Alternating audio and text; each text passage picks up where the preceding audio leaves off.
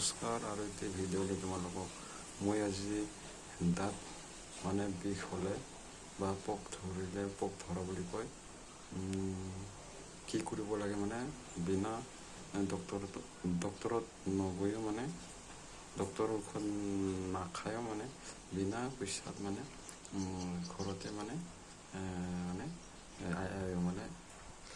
দাঁতৰ বিষ নোহোৱা কৰিব পাৰি বা ডক্তৰৰ ওচৰত নগ'লেও হৈ যাব, কোনো কথা নাই। সেয়েহে বন্ধু বান্ধৱীসকলৰ ভিডিঅ'টো যিমান পাৰা সিমান শ্বেয়াৰ কৰিবা, কিয়নো মই ভাল ভাল ভিডিঅ' মোৰ চেনেলত সকলো ধৰণৰ কথাই থাকিম, তোমালোকৰ মাজলৈ চেষ্টা কৰি থাকিম। আজি এই ভিডিঅ'টো বনালোঁ মোৰ যিহেতু কেতিয়াবা ব্ৰাছ নকৰিলে এই দাঁতবিলাকত মানে দাঁতৰ ফাকবিলাকত ভাতবিলাক মানে কিছুমান খোৱা বস্তুবিলাক সুৰকি মানে মাছ মাংস কেতিয়াবা সুৰকি থাকি যায় মানে, আৰু সেই বস্তুটোৱে মানে দাঁত নষ্ট কৰি দিয়ে, পোক ধৰা বুলি কয়, দাঁতটো খাই দিয়ে, তাকে পোক ধৰা বুলি কয়। তেতিয়া মানে কি কৰিবা তোমালোকে নিমখ আৰু